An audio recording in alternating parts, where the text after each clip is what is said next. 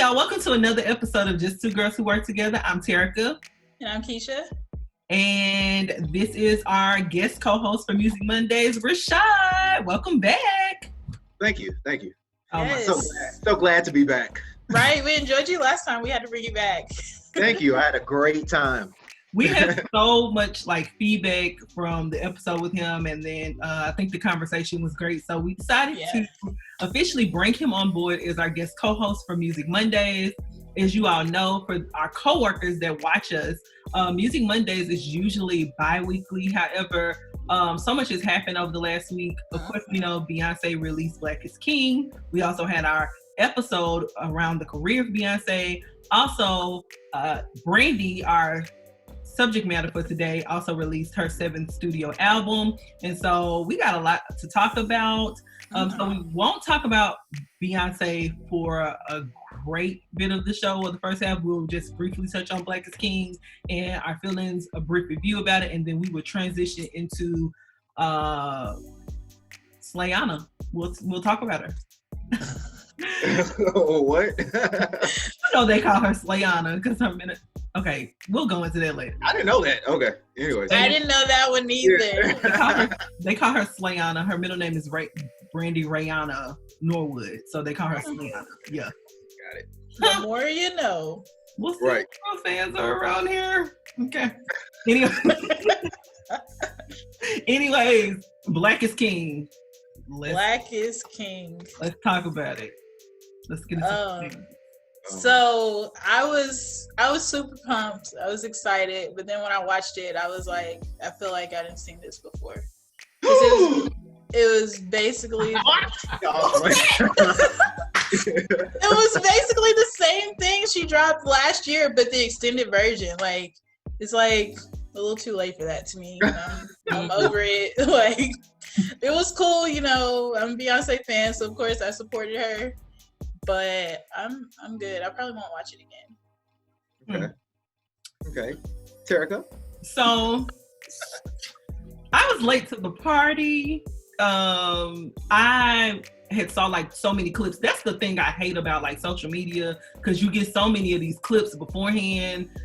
People excited about their favorite parts, and so therefore I was like, okay, if this is just because initially with it being on Disney Plus, I thought it was gonna be actual a film, a feature film. Because that's what they said, a film by Beyonce. Yeah, right. I thought it was gonna be a feature film, so I was expecting that, and then I started seeing the clips, and I was like, okay, so it's very Lemonade-esque, videos kind of put together situation.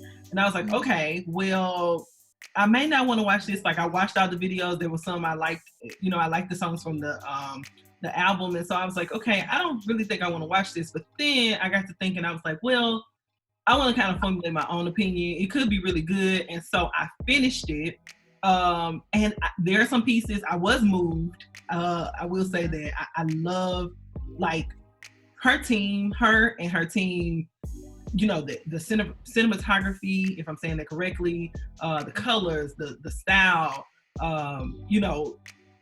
all of that was done really well, and I enjoyed it. I did like the story, that, and we'll talk about this, but I like how they, of course, use the Lion King, the Lion King's the story narrating, the story there, but then there's also hints of even with the Lion King, the hints from the Bible, the story of the Bible and the story of Moses and all of that. So I loved how they integrated all of that.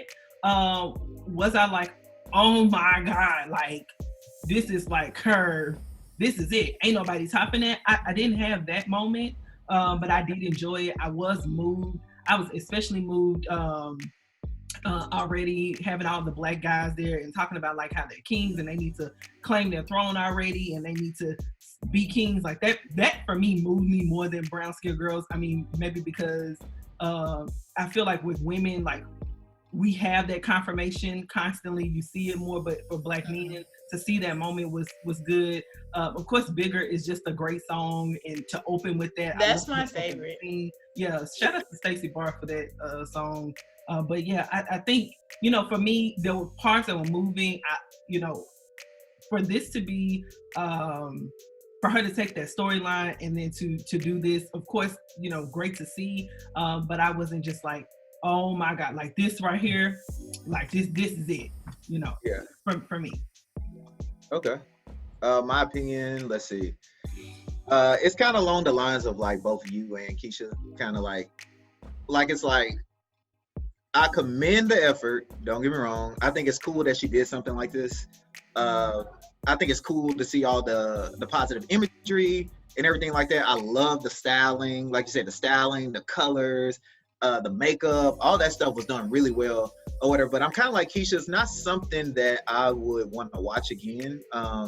It doesn't have a lot of like replay value to me, which is I feel like it's like one of the most important things that you want to try to get in something like that is like where people gonna want to go back and keep watching it. And I didn't feel that. Like I felt like honestly throughout times like I wanted to fast forward through some parts. I got a little bored at some parts, and I was kind of like okay. Yeah, because it's like it's a whole like hour and like 20 minutes, and I'm like so I was thinking like you guys said, I'm thinking like a film kind of like where like the music would be interjected like a musical almost. Yeah, that's what I was thinking it was, and really it's more lemonade-ish. It follows like a music video anthology where it's like it's just like, you know, it's the video and it's connected by like a thin narrative, like with the Lion King parts, and which I thought was cool, but like I don't know, I don't know what I was looking for. I was just looking for something else. But like you said, Terica, I don't think this is like the oh my God, this is like the thing. But I do think it's a good effort, and I don't know. Like I think my one question that I pose is that like is I wonder if all the like big reactions I'm seeing to it is because the content is actually like amazing, or is it because it's Beyonce and it's this pro-black imagery and especially in the time we're in right now. So I'm wondering if I just kind of feel like it's maybe like a perfect storm. Yeah. In some way, because people are like I said, I think it's great for us to like see those images and stuff, but like at the same time, I feel like it's mainly because of that. Like people are kind of like, you know, like I'm so moved and yeah. And I don't want to take away from her because first of all, I think I've shared this. One, her using her platform is always a good thing. She doesn't have to do this. She has peers that won't dare open their mouth to talk about things like this. So for her to use her platform says a lot. Also, to release it during this time right now where we do as a people need to get in touch with who we are, where we come from, what we stand for. And sometimes you need to be reminded of just the greatness that is in you, right? And so I think that did that for me. And then I also don't want to take away the fact, like, is she setting the bar yet again for her peer group and for those behind her? Abso-freaking-lutely. Because, you know, she created this body of work that no one in her peer or her lane is even thinking about doing. So yes, she set the bar high again. When we think about, back to your question from last week, when we think about Michael, we think about a Prince, is it there? And I don't want to compare because, you know, we've talked about that, not comparing, but because the fan or the stands or people do compare, you do have to think about those things. Is it at that level or that magnitude? Is it going to be life-changing, legendary, those type of things? Because I kind of feel like, I don't know, when I'm looking at it, I feel like this is almost like a drop in the bucket for Beyonce, almost kind of like, or is that the right like saying? A check mark, like I did this. That's how I feel. Like she's just expressing her like connection with the motherland and her experience whenever she went there. And it's like she wanted to document it because it's major. I mean, being African American, going to Africa, that's huge. And I understand the significance, and wanting to document that makes sense as well and share it with other people. But I don't think this is her staple, her like landmark in the music industry.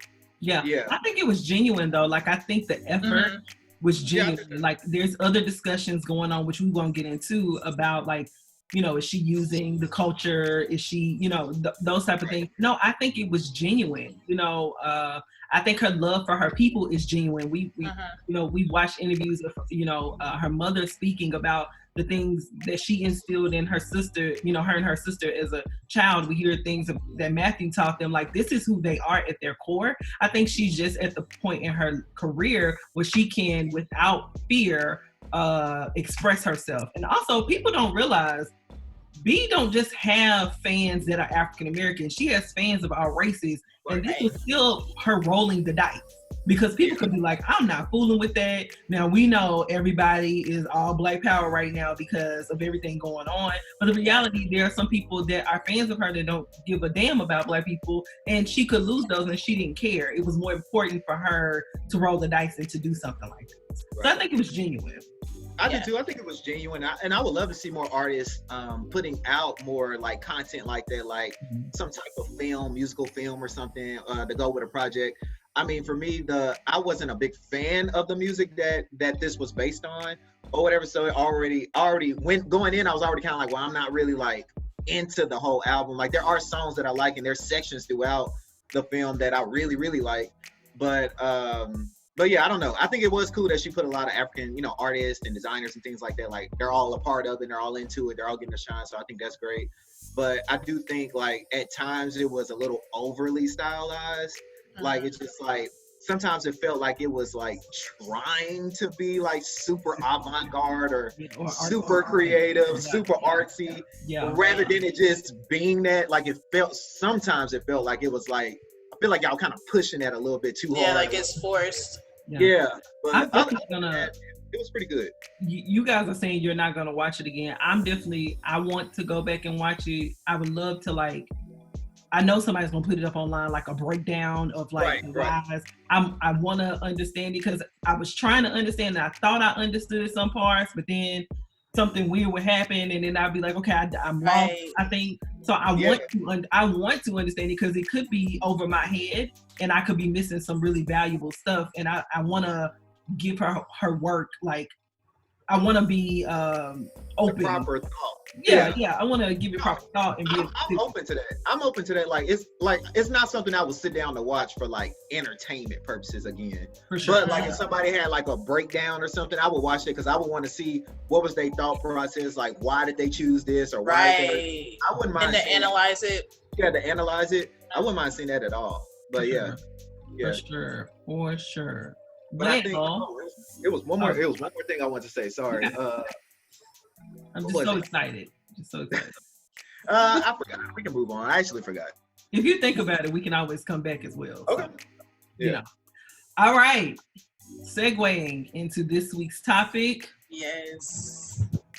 The one, the only, Brandy, Rayana Norwood, Slayana, aka Brand New, aka BRocka, aka the Vocal Bible.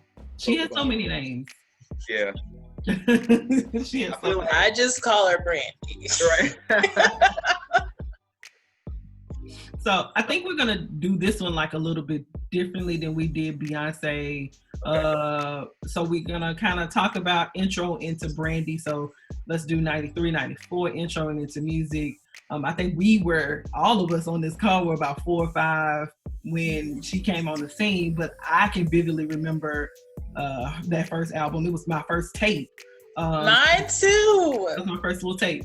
Well, and it's funny because the first tape that I had, it was like one side was the I Want to Be Down, the original version, and the other half was like the remix with Latifah and all them. And I wore that thing out. Do you hear me? So we'll start there, and then let's transition into career talk, and we can highlight our top 3 albums individually, and maybe if we want to kind of individually talk about why those are our top 3 albums. We'll probably piggyback off of each other at some point, and then we'll keep going and talking about, you know, her as an actress, her as the brand, what we see for her, and her legacy. Cool? Yep. All right, let's do this. So, Brandy, 93, 94, hits the scene. Right. Right. Right. Right. Right. Yes. Hits the scene. Right. Whoa. Oh, throw it back. Hits the scene. We get that first album. What were you all? I mean, now we have to look at it retrospectively because we're adults. But I can speak a little bit to it as a child. Like, there was no, like, I didn't care. Like, you couldn't tell me I wasn't the biggest Brandy fan in the world. Like, every hairstyle she had, anything how she was dressing, I wanted to be Brandy.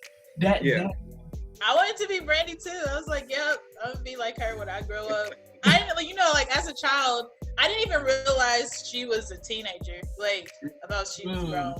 And then as I got older, like once I got to my I guess 10, 11, 12, I was just like, oh dang, she was young when she was doing that. Yeah.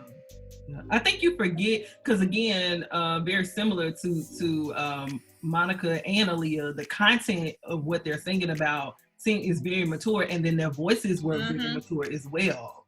Right. The difference I have to point out with Brandy, which is why I kind of want to say this for the album talk, but like Aaliyah and Brandy, like when they first kind of came out, kind of a year apart, right? Somewhere around that. The difference is Aaliyah was more of like, they gave her a lot of mature stuff to kind of sing about, and then Brandy's was more age appropriate, but it was transcendent to all ages because it was like real, like it was like music that was still like, had a lot of health to it, even though it was like talking about teenage stuff. But yeah. So when you think, you're absolutely right, because when you think about I Want to Be Down, you think about what was the other one? Baby. You think about Best Friend. It seemed very like kitty, poppy, fun, cute, but it also, like you said, it had that appeal to older adults as well. I think it was her voice that did that as well. I think it was, sure. You didn't hear kids singing like that. The tone. Well, I think that was like, wasn't, because like I'm gonna say we was on like 4 or 5, but like we didn't really have a lot of like teen sensations like in a while, right? Like, because I don't really know, like 80s and stuff is not really stuff like maybe like that Tiffany, the mall performances or whatever. But other than that, like it's not really like, that's kind of like the first one in a while, kind of like teen superstar kind of artist. Well, you like a renaissance. Yeah, and you have you had Tevin Campbell, which oftentimes that was 90s too. You also forget though that he was a kid, and you had the early 90s where you got them, you have So for real, you have like that younger group right there.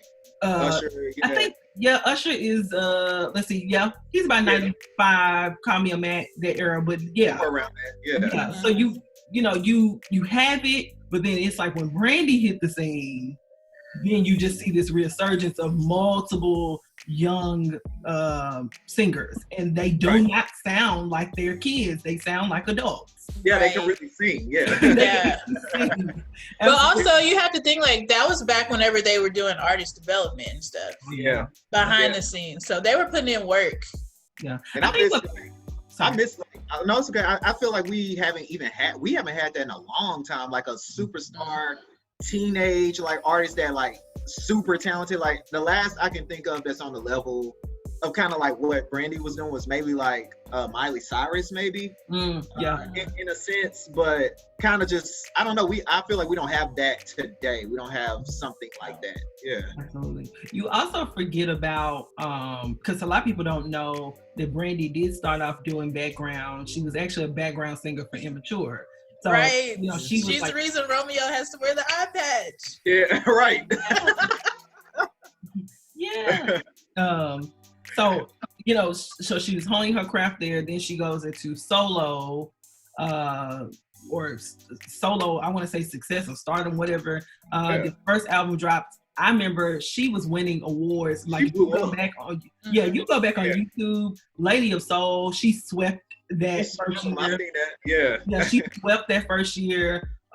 She was. It was Brandy. She was everywhere, and she sold records, millions. Sold records, absolutely. So you got that first album. We're introduced to this young I want to call her young legend. This first album, that tone again was second to none. We didn't hear young people her age singing like that. Very unique tone, very unique tone, and then also not just that, but also like a deeper, like a deeper tone or whatever, like on somebody young. That was just different, yeah. And so we want to kind of separate the artist from the acting, but we got to kind of mention during this time as well. She had Thea. She was acting on that show, so she was kind of bubbling there. And then as we start to segue over that time period, before we get to Never Say Never, we get to Moesha. Moesha, yeah. We have that. So we can come back to Moesha unless you want to go there now, one of y'all. We can come back. Okay. Yeah, we can just focus on the music and then go to the acting. All right. So we get to Never Say Never, which that album right there. Took her to another level. Yeah, that's the crossover. That's the crossover. Yeah. She became pop. That's when she blew up. Right. Yeah. And I think a lot of people, from my understanding, they spent some time really crafting that album, because we talked about this the last time, that sophomore jinx. You don't know what's going to happen. And so they took their time. They got her with a new group of people, introducing Darkchild, Rodney Jerkins, Fred Jerkins, and also the late great Big Shiz, LaShawn Daniels. Yeah. They put them together and they create her sound. They create her sound. And then like they also, because what I found interesting about that album is that it's very they kind of matured her just enough, not like overly, but like kind of. That's one thing about Brandy. I feel like through her musical journey, you can see the grad. It's never like a I'm here and then I jump all the way here. Like it's always like it's just a big gradual thing. She's like, a coming of age story. Literally. They put her with like David Foster and Diane Warren, which I found real interesting at that time, because I mean they were the ones giving out them big pop ballads, Yes. And it's just legends, and it's interesting looking at how like kind of like a quarter of the album is kind of him. David Foster, and it's interesting to watch, because it's just like it's funny thinking about that time how they were kind of, because some people call them like schmaltzy kind of ballads or whatever, but like it's interesting at that time. It was like they were trying to prime her to be like to have the Whitney type kind of songs. They were, but yeah, they absolutely were trying to like mold her as that. But then at the same time keep her with that R&B type of feel as well. I think what you see, and I could be very wrong, but I feel like for this newer generation, or the generation of your Beyonce's and onward, she was that blueprint for how do you tell a coming of age story with your album.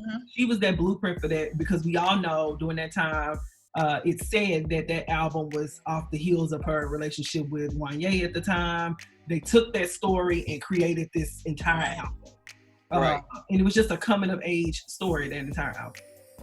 And if you notice, like with any of her albums, they're always like the start to the change. Music, and it's always kind of like like you said, it's like a blueprint. Like the Never Say Never was like a blueprint for like the whether people realize the correlation or not, like Christina Aguilera, Britney Spears, and all them, like they heavily cite that album as like for their first albums and stuff, but they were inspired by those coming of age, and then like being able to be R&B, but then like putting just enough of the other stuff in there to make it like kind of make it more all around. But to appeal to the masses.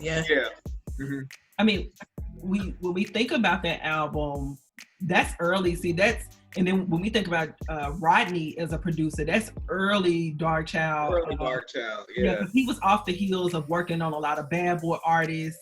But then Mary J, he did Share My World that's 97, but he's like off the heels of working with all those bad boy artists, and you're hearing him and his team kind of create these sounds, and it wasn't like anything you had heard before in the music.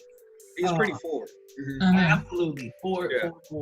So I mean, you got some big hits off of this album. Of course, you got The Boy Is Mine, The Boy Is Mine, The Boy Is Mine. That's like the top hit. Yes, greatest karaoke. That's the one that took off. The greatest karaoke song of all time. The greatest. She wins a Grammy for this album. She hits that status. She becomes part of Grammy family. She has and she got five legit hits off the album, 5 to 6. Mm-hmm. Yeah, it's just like they don't even do that no more. Like you get that many singles and that many hits off of one album or whatever. But let's timeline. So she drops 94, first album. Yeah. 95, Waiting to Exhale drops, Sitting Up in My Room. And then she had soundtrack hits. Yeah. And then she was on Set It Off too, right? That's 96. Yeah.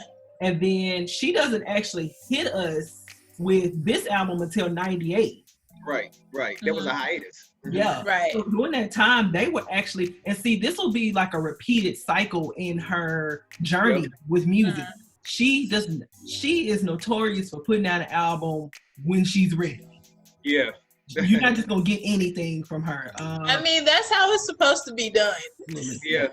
Yeah, absolutely. And so she drew that time out, 98, and in between that time also we got Cinderella, that was 97. So she was actively, and that's why it seems like she wasn't missing from the scene, because she was, I know, right? You saw her everywhere, and she was still doing Moesha. Like, you were still seeing episodes.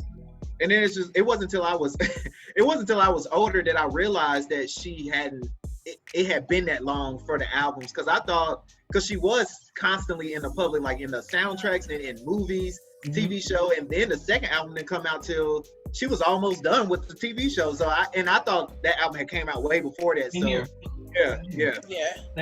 here. So we get that album. You got Boy's Mind, Top of the World, Have You Ever, Angel in Disguise. These were all huge. Almost Doesn't Count. These were huge records.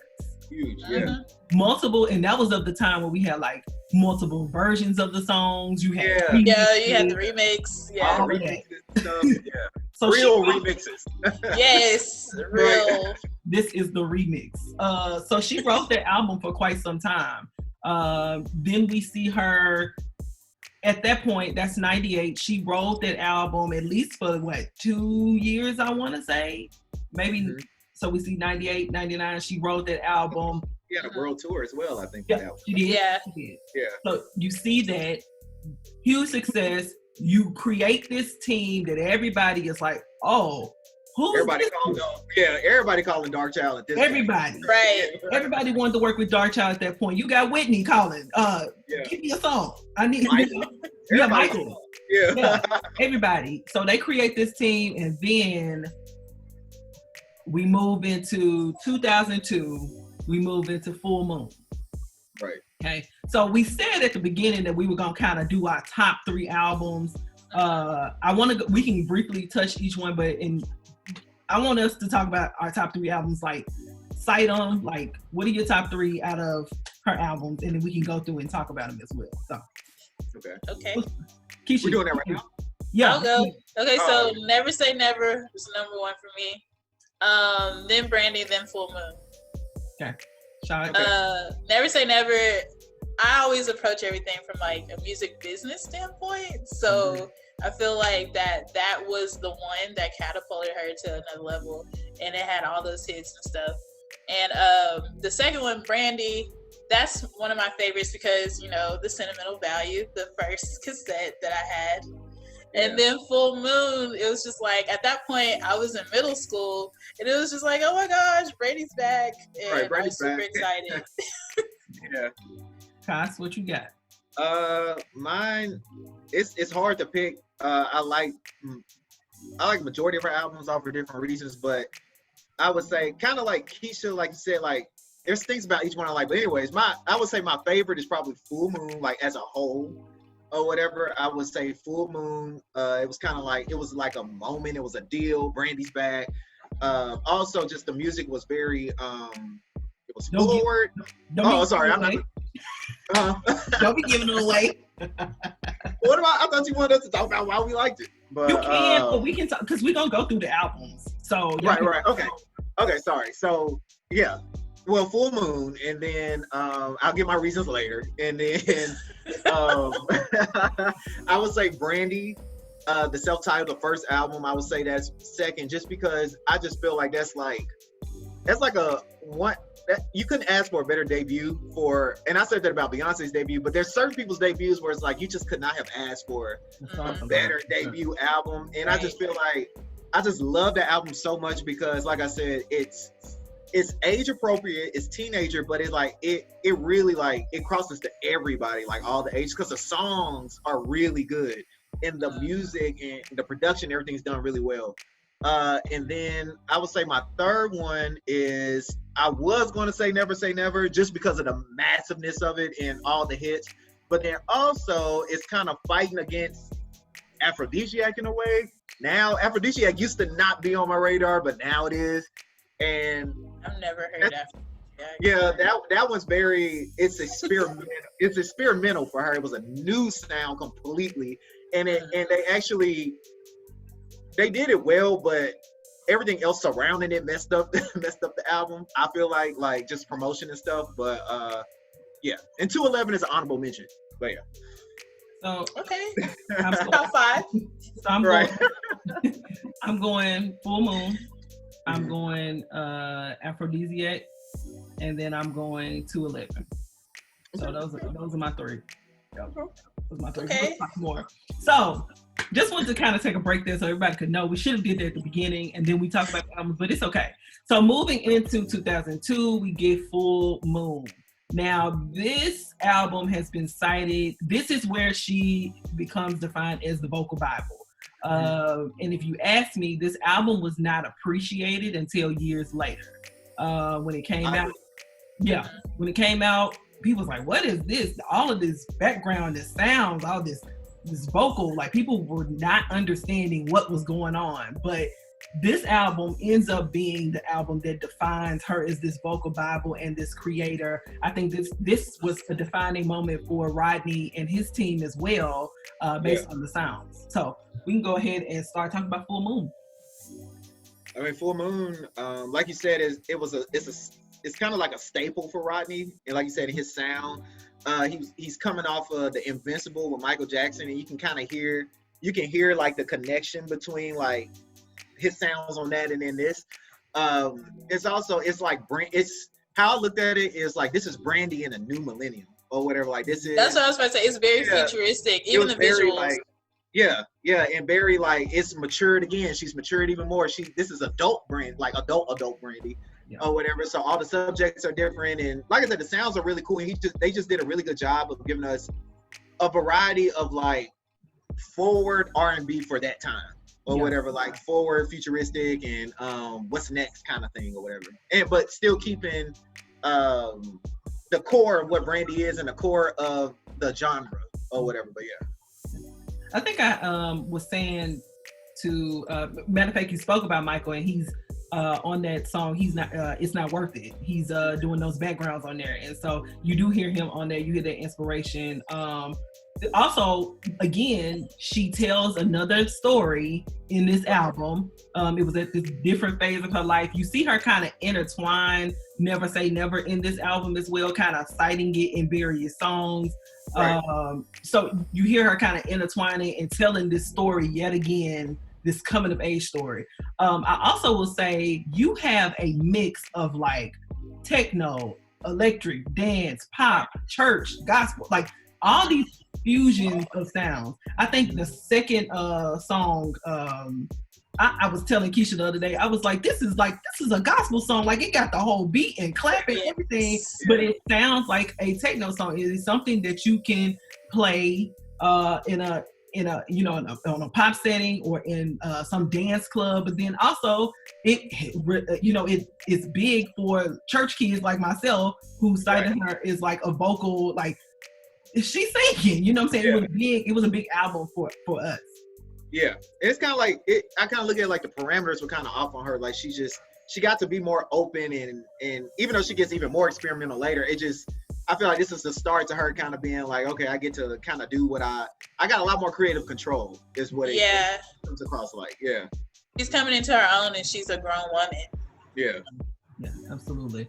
So I think you don't see people like I do feel like that album, when it came out, like you said, it kind of got mixed reviews and stuff, but also I feel like it didn't get its full like era, if that makes any sense. Like, she came out with the 2 singles, and I just feel like there was a lot more to that album, like to like get out of it, like for that moment. I feel like it kind of came and then kind of went almost. Like, I mean, was that when she was pregnant? Yep. Oh, is that when? Oh, okay. Yeah, I feel like all of that like kind of like stole the thunder of the music, and like she had the reality show of her having a baby and all that.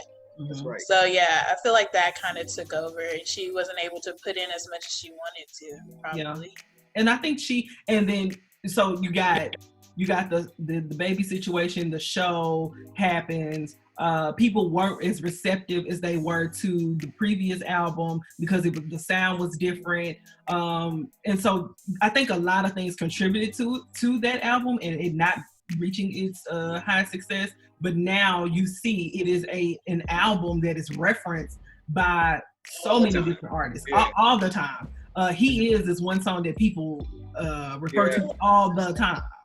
They refer to that. So that's that album, and then you transition 2 years later, 2004, and I'll go back here. I think the other thing that made this difficult is because you started to see a different type of artist come out around that time. We had just lost Aaliyah the year before. Monica's kind of doing her thing or kind of trying some different sounds. So the artists that we knew growing up, they were changing. Newer artists were coming in that you didn't really see have the artist development. Then you also had that resurgence of like groups coming back. We had a bunch of girl groups, boy groups. So times were changing for her, and what was familiar, wasn't there anymore around that time. So you had a lot of different things playing their part for that album. She's definitely like, which album? Full Moon? Yeah, Full Moon. Oh, so okay. it lead into Aphrodisiac, yeah. Yeah, because I feel like going into Aphrodisiac, I feel like she was in, I feel like a lot of artists like that's been in the game as long as her and that came out like kind of early like her. I feel like they all eventually get to this weird They all came back on board. Yeah, they all. Mariah Carey. Yeah, but like I feel like Brandy was at a point in her career because she had already been out a long time. Like I feel like they all eventually get to this moment where it's like they got to figure out how to transition into the next phase of their career. Yeah. And I feel like going into Aphrodisiac, this was her, because I feel like Usher's right there kind of now. Or maybe even a few years before, I feel like he was right there. But like, yeah, I feel like this is where she was at the point. Like, how do I transition? Because times are changing, music changing, everything's changing. Like, how do I? Yeah, and the people that you're competing with, they don't have the skill sets that you have, but they're selling records. They're getting heard. They're getting opportunities that you once were getting. And we often forget, like Usher, Brandy had done so, by 2002, she had done so much. Right. We often forget. How much she had done by 2002. And so you're right, going into Aphrodisiac, a couple of things happen. She separates from Rodney and his crew at this point. She goes into a different style. For this next album, she is working with Timbaland for the majority of that album. Now, this is probably. I want to say too. Like, I kind of want to give context to this era where it's like, she's at the point where it's like she got us, and we're like high school by now, right? Yeah, and she's got the adults, and then she's still appealing to the people under us, and it's like. I feel like it was kind of how do I appeal to all of them? Like, I'm in this weird spot where I'm like, I'm this age now, and I want to talk about these things, but then I still got this audience I need to cater to, and I got that audience, but yeah. No, you're right. And then also, we have to cite, this is when Kanye was on fire, and so he worked with her. He definitely got a feature from Ye. Yeah, he did 2 tracks on that album. Yeah, he did a couple tracks, which I love. And she was on his album too. Yeah. I wish they would have did more together, honestly. Yes, I love them together. Absolutely. Yeah. I think, and as much as I enjoyed Timbaland and his work, I loved some of the quirky beats and sounds and all of that on there. I loved all of that. I feel like I wonder what would have happened had she gone with Kanye from the majority of the album. Like, what would it have been? That's a good question. That's a good question. I think because I loved all the stuff Timbaland did, and it really gave her a fresh like sound. Like she sounded just new, and just we hadn't heard her on anything like this. But I think maybe it could have benefited a little bit more, maybe from like you said, Kanye maybe doing half and Timbaland doing half, or whatever, something like that, or maybe them come together and like collabing on production, which I don't know how, if that would have worked at that time, because Kanye was still kind of new as a producer still. So like, I don't know, but I agree with you, Terry. I think I would have loved to see more Kanye, or even majority Kanye, but production wise, absolutely. So then she also again continues to tell her story. So we now get the story of her now having this baby. We find out that the marriage situation wasn't what we thought it was. She begins to tell that story. Also, she's dating Quentin Richardson at the time from the Clippers. So like, again, she's telling her story. That whole coming of age. She's no longer a kid anymore. She's no longer even a young woman. She's going into, she's nearing, what is that? End of her 20s, I think, at this point. So, I mean, she is, again, telling her story through this album. For me, Aphrodisiac, when I think about it, reminds me a little bit of the newer album. Just a little bit, we'll talk about that later. This album, along with the album that comes after this one, reminds me a lot of the newer album. Just how they were willing to take some chances with some sounds, and it reminds me a lot of that album. So anything else that stands out for y'all with Aphrodisiac? I feel like the videos. The singles. I was just about to say I like the singles too, but I still haven't listened to it. Oh, okay. You should give it a run. I'll do that after this. She also talks about in this album, she even questions herself in this album, like, should she continue to stay in the industry, or should she go? Right. She talks about that. She talks about how she deals with, like, this isn't the world that I'm familiar with. These artists aren't the same.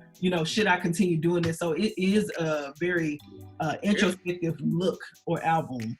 Like it's got to be, for somebody like her, it's got to be jarring, because like things were changing, and it's not like people. I mean, people still loved, and we still love, like, great vocalists and stuff like that. But it wasn't, by that point of Aphrodisiac, that wasn't the standard anymore of like having to have great vocals and all this kind of stuff. So it's like, how do I appeal in this new market? And am I even going to, because I think that one, it got a lot of great critical feedback, but commercially it didn't do well. But also you have to think about, like, at that time period, we were downloading stuff on LimeWire. That was the age where people stopped going to the store to buy stuff, and we started downloading shit. Yeah, absolutely. Yeah, that was the era. Yeah. So again, she gives that time period. She gives herself some time before releasing the album. I think, of course, like we said, she gets with new people. She works on that album. I think going into this next album, I think it didn't do what she wanted it to do, which was upsetting because she wasn't used to that. And, she wasn't, like you said, she was trying to figure out what did people really want from Brandy, who she was. I think, again, we'll talk about image in a little bit, but like she was still trying to figure out, like, who is Brandy? Who am I? Because she's pretty much grown up right in front of our eyes and wasn't able to really identify who she was. So 4 years later, we moved into the Human album. A lot of people even forget this album exists. I'm people. That's me. I feel like Human is kind of like, I don't know. I feel like that album, like, it wasn't, I don't know. I feel like they kind of didn't really know what to do. I feel like it was kind of directionless.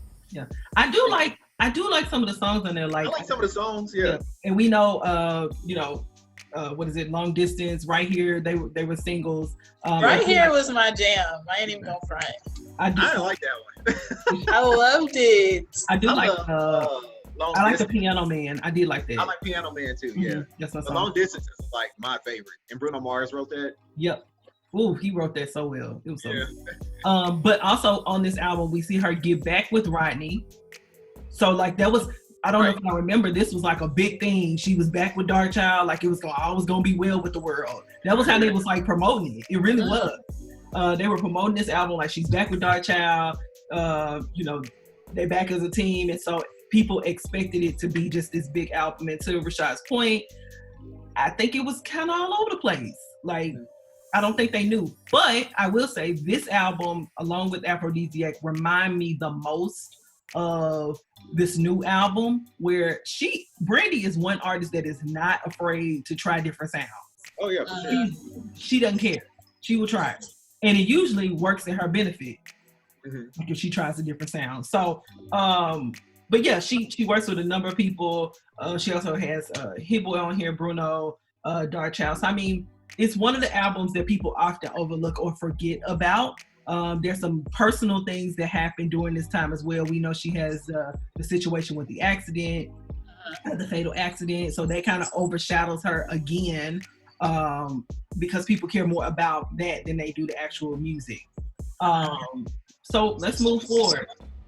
2012, we get to 11. Notice how every album is almost like a comeback album with Brandy. That's what I was about to say, because she has her hiatus. Like, you have to miss her for her to come back. Oh yeah. She don't play about them. She gonna take a break. Yeah. I mean, as she should. Yeah. So we get to 211. I don't think anybody. The day before my birthday. Yeah. Hey. So I don't think anybody was more excited than probably the people on this phone or on this podcast right now. Like this thing, I was just like, this is it. This is. Man, that single with Chris Brown? Yeah. Everybody that was sleeping on her, they gonna remember. I don't know if I was feeling that way.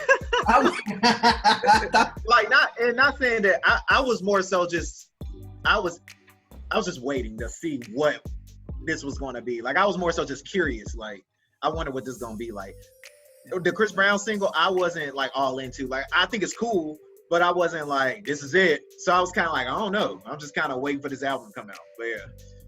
I mean, for me, I was excited. I felt good about it. I felt like we were gonna get a really good album. Of course, we know she names the 211 for her birthday, and then also the passing of Whitney.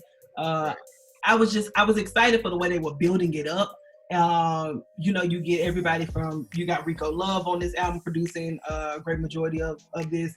You have Mario Winans on here. You have some Bangladesh. I mean, what's my guy Sean Garrett? Like she has like a great mixture. Like it seems like she had every person that could help her make a great album. Yeah, that's what it feels like. It felt like that album. There was no reason that it shouldn't have been a great album. That's just to me. She also has Danger on here as well, and Mike Will. I forgot about that. So yeah, I feel like with that album, I feel like it was pretty. I feel like the album's pretty solid. Mm-hmm. I can't say for me that I'm like it's a great album, but I think it's pretty solid. But I like a lot of songs on there. I do like for sure. It's a rideable CD. It is one that I can ride to. I really felt like, and we can talk about this another time. But Rico Love is one of those people where he will have he'll get these artists. We've seen him do it with Kelly Rowland. We've seen him do it with Brandy. Usher. He will give them these great songs, and we be like, okay, we see the direction you going. Okay, let's keep it with Rico. And then it just seems like for whatever reason they go another direction.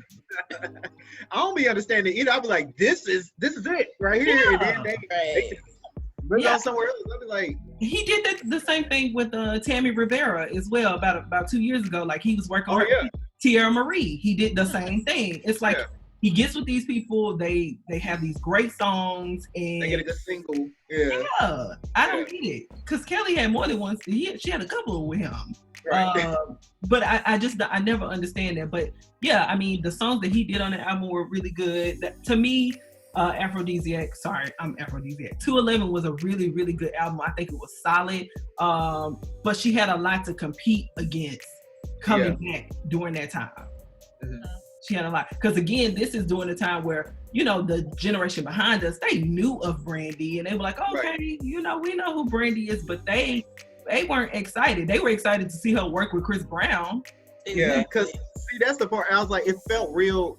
That actual single felt more panderish to me. It felt like, look at me, I'm young, I'm still young. Like, you know, that's that's like Usher with No Limit. Yeah, trying to stay relevant, but you don't even have to do that because you're Brandy. You're up here. I'll never forget Rashad calls me. And he's like, did you see this video? She ain't here go. She ain't even gonna full out dance. She just gonna hit a 1-2 step. She ain't gonna dance. I'm like, if you gonna do this, then like go out, like do it all the way. Like don't like if you gonna be with Chris. Yeah, be with Chris. If it's the style and the sound and all that you're gonna do for this moment, let's do that. But like I felt like that was a label move. I felt like that song was. I could see Brandy working with Chris Brown, like just working on music, but like that. I don't know. That just felt, and it might have not been, but it felt really planned to me, like panderish. Very strategic. Yeah, because they were trying to appeal to the youth. Yeah. So it just does feel that way. So then we move on to the latest release, B7, which was long anticipated. Now let's talk about. Oh, real quick, I'm so sorry. One more thing on 211. I just want to say that this is one of my favorite eras for Brandy as far as live performances go. Oh yeah. We didn't even talk about that. Yeah, it's like she found herself as a performer during this time. Because I never seen Brandy perform that way. Like the way she would like command the stage, and her vocals were they're more mature. So a lot of the older songs sound like even better now. Like when she performs, even now, like when she performs her older stuff live, it sounds way better. But anyways, I just want to add that. Like I felt like that's like I constantly go and look at a lot of videos from this era of her performing live. No, she actually is at this point commanding that stage. Like you saw the confidence. Like with that album, you started to be like, okay, she's a real grown woman. She understands her voice, the way she's using it. Her voice. The arrangements on that tour were crazy. They were bananas. So you really did feel confident with her on that tour. And just even seeing her dancing again, because we saw her seen it like that in a way. Yeah, like that. Yeah. Mm-hmm.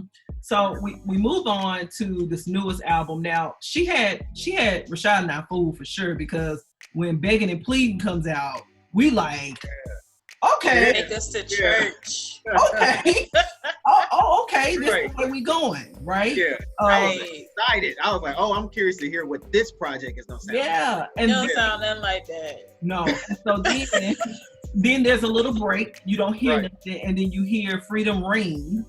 The single, and I'm like, okay, it kind of goes in line with the Begging and Pleading. You hear her really just like giving it to you. I'm like, okay, I'm hyped at this point. I'm like, okay, what is this album about to do? Album drops this past Friday. We get it, and to me, there's no in between with this album. You either absolutely love it, or you not. I don't want to say hate it, but you're trying to understand it. Yeah, it's cool. That's how I feel. I feel like, and I gave it another go, because when I initially listened to it when it first came out, I wasn't really with it. It was like a few songs I was like, okay, I like these songs, but other than that, like, cool. And I was like, but then I was like, but it felt cohesive to me, because I was like, this does feel like a sound. I was like, so maybe this is the way. I was like, maybe this is the way she wanted to go. This is what she wants to do. Cool, it's just not for me. So I listened to it again, because I was like, I want to sit with it some more.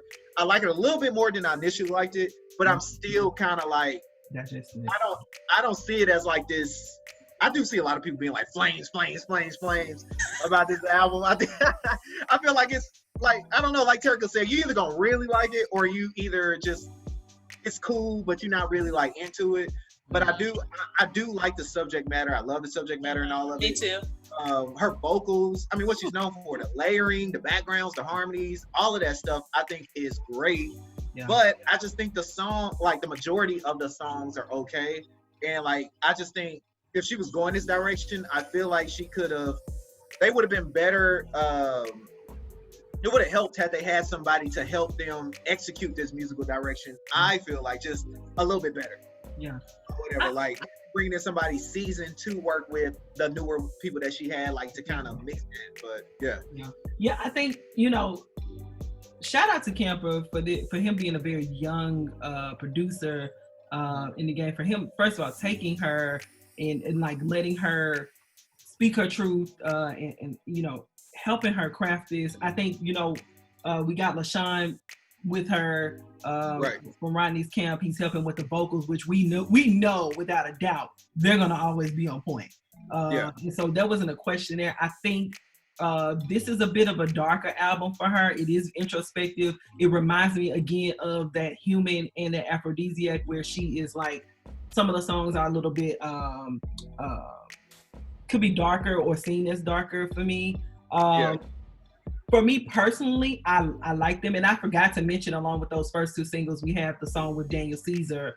That was a hit. I love that song. Yeah, a lot of people love that song. But that song feels out of place on the album. It does. It does. I thought like the album had ended and it went to like one of my playlists. I was like So what is y'all? So for me, overall, Borderline, I think I've watched that video or just listened to the song so many times, and at first I was like, I think I was just hooked by the vocals and the eeriness of her voice, and like her voice is almost haunting in that song. But then I looked at the words and the lyrics of the song, and I was like, "Oh, sisters, come on, speak to my spirit," because she takes you there. But then some of the other songs, and I think I shared this with y'all. We know that Brandy, like, you have to really pay attention to understand her anyways when she sings. It was like really difficult on some of them songs to understand what was going on. Yeah, at one point I had turned it up and I was like, okay, it's not that I can't hear her, I just can't understand the words that are coming out of her mouth. Maybe the mixing wasn't like, maybe the mixing could have been a bit better, maybe, like on the record. No, for her to be clearer, or I don't know. I think you know what's so funny? I saw a clip of LaShawn when she was recording one of the songs, and he was like, "I need you to do it over. I need to understand what you're saying. I need to hear you." He said that in the clip. It's so funny. It's her diction that's off. Maybe enunciating and stuff. Yeah, because she's saying words in a way like on purpose. Like it's on purpose that she's saying them like that because it's the way she's singing them. And so that's cool, but sis, I want to be able to understand what you're talking about without having to look up the lyrics. I think it's cool too that she's playing a lot more. It seems like she's playing a lot with her higher register in this album too. Yeah. Like she's kind of do that in wow. And yes. I love whether you like the stuff she's putting out or not, she's still progressing. Like it's like she don't stay in like her vocals. It seems like she's even pushed a little bit more on this album with her vocals. So I love that about Brandy. It's always a progression with her. It's like it's never the same. Yeah, and again, coming of age, she's now 40. She is telling her story as a 40-year-old woman about being in love, being aware when she needs to step away from a situation because it's not good for her. It's like it feels like she's doing it her way. It does feel like a freedom album. Like it feels like she's able to tell her story in a way that she wants to. And so I enjoyed that aspect of it. And I also enjoyed it because it is, we witnessed her grow up. And I feel like this is the album. It may not be everything we wanted it to be, but it's spot on with the telling of her story. Right. Her telling those stories. Yeah. And it does. It feels like to me, it's more so it's like, to me, it really feels like this is what I wanted to do. And this is what I want to say. And this is what I was trying to get out. Like it's kind of feels to me, but so it's kind of like take it or leave it kind of feel. But yeah. Absolutely. I'm still sitting with the album. I'm excited for her to just be back. I'm excited also for the reception that she's receiving. I think this is what you miss when our legends do drop an album, or when they do drop an album, like they should be celebrated in this way. And so I'm glad that everybody's excited for her to be dropping something and for her to have a project. She's gotten great responses just from the fact, some people ain't even listened to the album, but just the simple fact that she's dropping the album after 8 years. People are just excited. So that's good to see. So let's transition back. We've talked about the albums. We've listed our favorite albums. Let's talk about Brandy as an actress. First of all, nobody's done it quite like Brandy. when we talk about managing her music career, then managing as an actress. We talking TV shows and movies. With like shows that lasted like 6 seasons. That's what I'm saying. That's what I was gonna say. That's what I was gonna say, Keisha. A black family sitcom on TV. Because it's like, not only was she like, she had kind of became like a little superstar and stuff, then she got her own show, but she had a legitimate sitcom show that was on for like 6 years. Every show that like a lot, and I don't know if a lot of people don't notice it now, but like 6 seasons, that doesn't happen for a lot of shows, right? Or whatever. And like it's almost kind of rare in a sense now, but like, but even then, like for her to be, because I'm sure a lot of people probably looked at it as like, oh, this little singer, she got a little TV show, like it ain't go. But that thing went on literally for like 6 seasons, which is like a lot. That's over 100 episodes. And it got a spinoff too. And it got a spinoff, yeah. So it's just kind of like, I thought that was really cool. Like just a legitimate TV show that was on for a while. Right, and then her being Cinderella, a black Cinderella. Yeah, that was a big that was moment. my shit. Yeah. They did a great job in interpreting those songs the way they did. Yeah. Absolutely. And then Whitney Houston being her fairy godmother, like Whitney Houston was my fairy godmother too. You can tell me nothing. Oh my goodness. But yeah, you see her do this balance of her career as a singer, and usually we know when you have a singer turn actor, it doesn't always, or actress, it doesn't always pan out the way that it should, but it seems very comfortable. We talk about the TV shows. You got Moesha. We've seen her on The Game. We've seen her on Star. When she on she was on Broadway, Chicago. Yeah. What's the other Yeah, The Game. I said The Game. What's the other show? Zoe. Oh yeah, the show on BT. Yeah, she also was in what's the one with Taraji that just wasn't she on Empire for a little bit? Or I think that was Star. Okay, it could be. Sorry. So same difference. She did that right. She did that horror movie that she actually, like, her character actually lived through the whole thing, which was very surprising because I still know like what you did last summer. Yeah, that one. And I mean, that's huge for like, I mean, a black female like makes it all the way through a horror movie during that time, like in 90, what was that, like 97, 96, 98, somewhere around there. That don't happen. Yeah, that don't happen. It still don't happen today. Right. Yeah, that don't happen. So you got a thriving acting career. She actually, people respect her as an actress. Yeah. You know, that does not happen. Sometimes people often forget about the music and then think they go directly to Moesha when you say Brandy. They don't even think about the music. Yeah, because that was my association growing up. Before I really got into her music, that was kind of my association was Moesha or whatever. Moesha. Mo to the right. E to the. Moesha. Again, at the beginning, as a child, I didn't know what she was saying. It's me. Wow. Right, that's all the part everybody know. It's me. Yeah.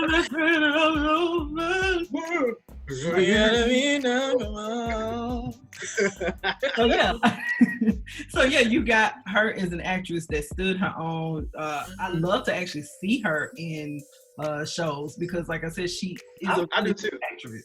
Yeah, she surprised me on Star because, you know, like as a child, like she was in Moesha, she was in Cinderella, and I feel like she was just, you know, the girl next door, which is who she is in real life. So you don't really get to see her like act for real. But for her to like be pulling guns out of people and killing people and shit, I was like, oh, okay. Yeah, she did pretty good. But I like her. I do like her in a comedic setting. Like I do love to see Brandy in like comedic stuff. But I give you that, yeah, for sure. Yeah, I think I had a point that I was gonna say about her acting, but even, you know, we gotta shout him out. It wouldn't be fair. Even wait a minute, ain't that Brandy's brother, Ray J, which in his own right, listen, people clown Ray J a lot, but in his own right, has had great success.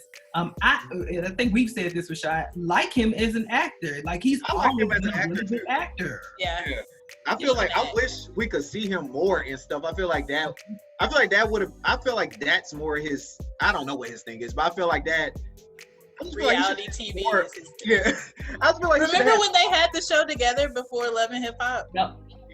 the reality show. Yeah. I just feel like he like his career would have benefited from him like being in more stuff. Like I would have liked to see him in more. I think he's pretty funny, like a good comedic actor. So Yeah, I love to see him act, and I like seeing him and Moesha on them episodes. What was it, Dorian?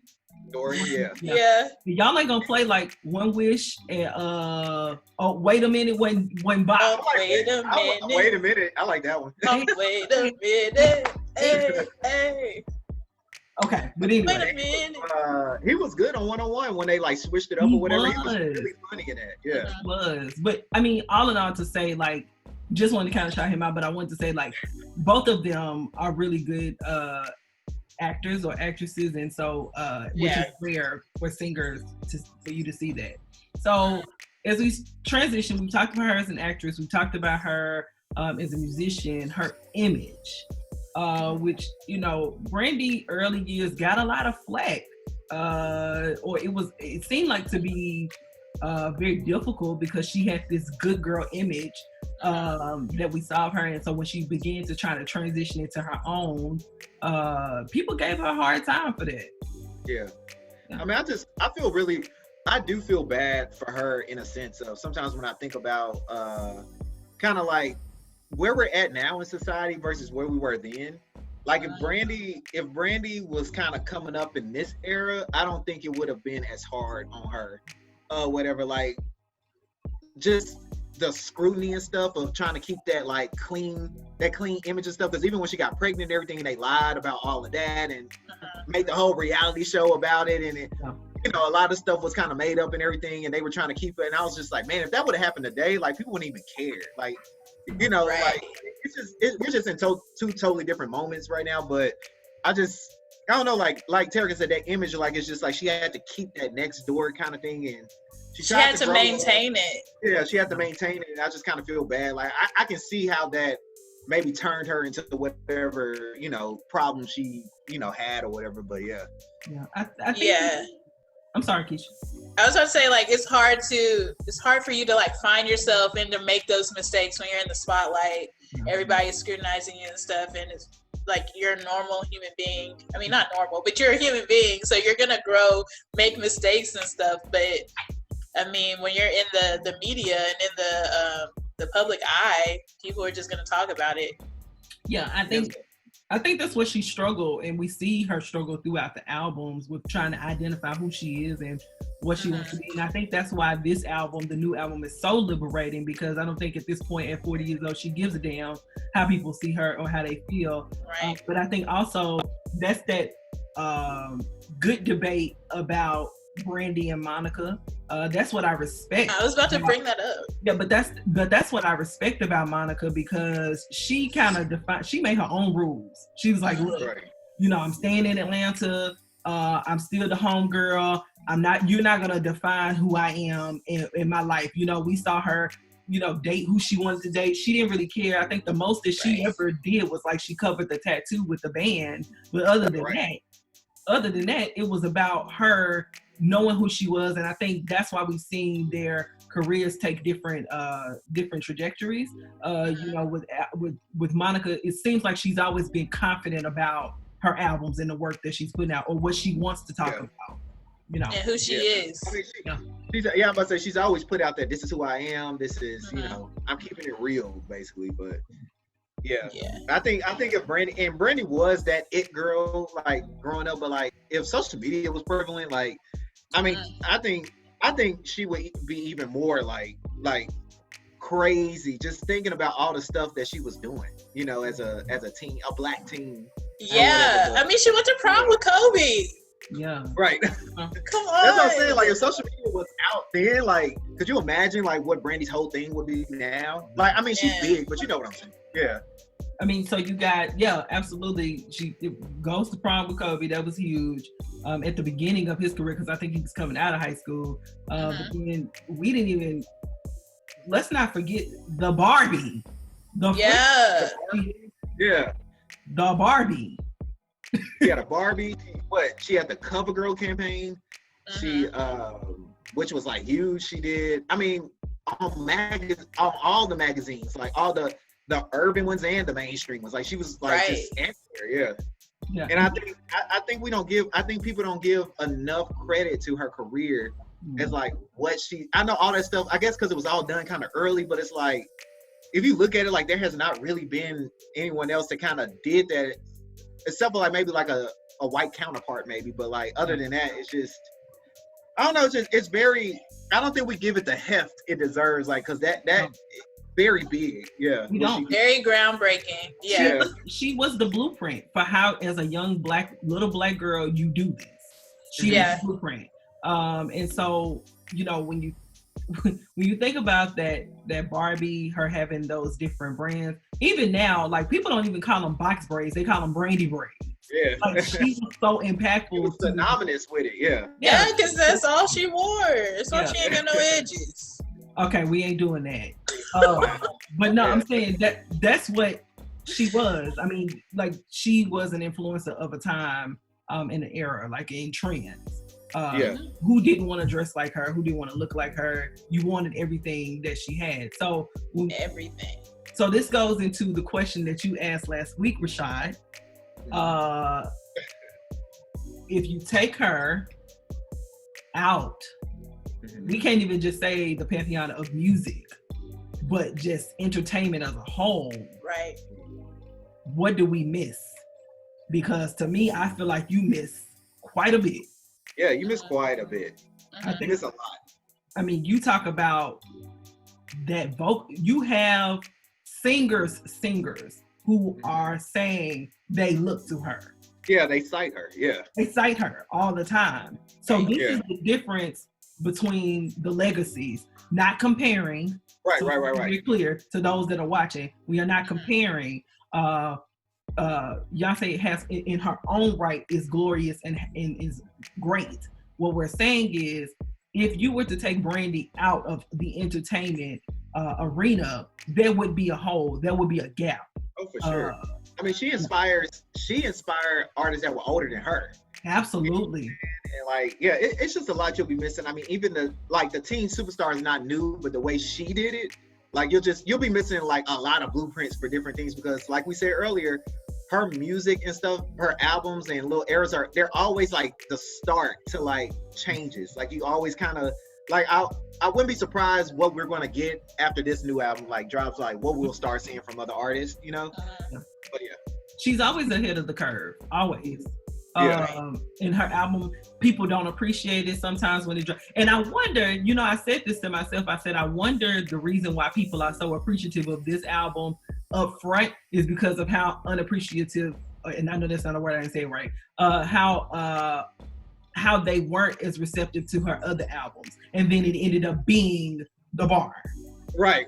Because now she's had like a few that's been like that. So now everybody's kind of like, oh, like people, now you kind of know, like, I'm gonna have to sit with this for a second, like, let me get the full scope of it, you know, but yeah. I think we often say this too, you know, we'll talk about this on another episode, but how we say when some people find producers and writers that they're good with, they should just stick with them. I think we said that too about her at a point in time, because we was like, you know, if it ain't broke, don't fix it. You know, go back with Rodney and them and do what you got to do. However, it's worked to her favor to try different people, you know. Right. But she doesn't, but if you notice, she sticks the album, like she's got a couple of albums that's like hodgepodge, but the majority of her albums are like, it's going to be, you know, majority of the songs are going to be done by like these group of people. And then there'll be a few that's like a few other ones. But like, I think it does show the importance, because I wanted to touch on that too, Terica. It shows the importance of the relationship between the producer and the artist and the writers, but then also like the importance of direction and having people around to help you direct the album the way it needs to go and stuff like that. But yeah. I think I saw Camper's post to her the day the album dropped, and he was like, we spent X amount of years working together and getting to know each other, and like, you know, you don't see that often. People don't even record in the same space, and that's how you know she's old school. Right. They were recording in the same space. Yeah. But you don't see that a lot of times. You know, you send me a track, I send you a track. and you don't get to gel with that writer or that producer. You don't get to know them. They don't get to tell your experiences. And I think that's the other part of Brandy. We don't know, but it seems like the biggest deal that she has with these writers and these producers are, I need to be able to tell my story, and you need to be able to tell my story through your writing, and we need to collectively work together. She's good at that. Mm-hmm. Yeah. I mean, she seems to be like, she seems to be one of those, like, she likes to do it organically. Like, she likes to be around when they're making the production as well. Even if she's not there, like, she's probably getting updates, or they're probably saying, what you think about this? Like, she's probably heavily involved with everything. But yeah. So if we, and I know I'm jumping ahead, but I think as we kind of wrap this up, what is her legacy? What is her legacy? I mean, the one thing she's for sure is going to be the vocals. Like, that's absolutely, her vocal technique and things like that, and the different and her vocal production and the techniques she used while she's recording and doing and coming up with everything. So I mean, for me, I think that's going to be one of her main things. Yeah. So she created, or sorry, not created. She really, like, people, the way that they were recording, they changed the way that they were recording to record like her. A lot of people don't know that, like, the layering of the vocals. People started doing that post that Never Say Never album and that Full Moon album. Like, people started doing that because she was doing that. So yeah, I think that's her legacy. I think the way that she records, and I think her legacy is also like that artist that was able to manage both she's a full scope entertainer. That's what I was about to say. Yeah. Triple threat. She could do it all, and she did it well. Like, it's hard to find that. Most of the time you find artists like rappers, singers, they can rap and sing, but their acting is trash. And people just watch the movie because they're in it. And y'all were playing like she didn't have a good, a mean 1-2 step. When she danced, she danced. Yeah, like when she, like when she on it, she's on it for sure. Right. Yeah. She can do it too. So I think, again, she is probably, when we talk about investments from labels, probably one of the good investments, one of the best investments that a label, a manager ever made, because she's still running almost 30 years later. Right. Yeah. And I think, like, oh, sorry, go ahead, Keisha. I was just gonna say, she got platinum records, and people don't go platinum no more. And I think her legacy will be, like, retroactively, like, you'll start to see more and more people kind of be like, oh, like, she was kind of the start to this trend, or she was kind of the start to doing this, or the sound. Like, I feel like that's going to come out more and more, like, later on. But I think that definitely, I think her legacy will be, like, I don't want to say after she's gone anything, but I just feel like people are going to recognize the weight of her a little later. Yeah. But 27 years in, she has done things that people twice her age have not done or accomplished. She continues to, like you said, be ahead of the curve, continues to reinvent herself and be open to their process. And this, when you think about an artist, this is what you want to see, where her brand, and maybe it would have been different, like you said, if she would have been out doing social media era, but the brand has not overtaken her as an artist. Right. And there is a good balance between her brand and artist. It really is a good balance. Yeah. Absolutely. Well, because I'm sorry. I was about to wrap the thing up. No, go ahead. No. I was just gonna say, I lost it. Never mind. I'm so sorry. What do you guys want to see from Brandy next? Yeah, thank you. Shit. She's done so much that I don't know. I'd love to see her do some more acting. Yeah, I want to reboot of Moesha like they did with Raven's Home. I want Moesha to be like growing with the family and all that. Like, I would be open to a Moesha reboot if they done it right. Like, if it wasn't just a rehash, like, oh, now she's an adult and she has kids and has to deal with Like I think I hate when they do those with like rebooting old shows, and it's the same show. It's just the kid is the adult now. And they got kids. Like I hate that. Like I mean, I don't want it to be the same, but something like that. I actually would want. Hear me out. I want to see her in a career or something. I would actually want her. I would want a reboot of the Parkers, but they add her. That'd be interesting. I want to see like what the storyline would be if they had added her.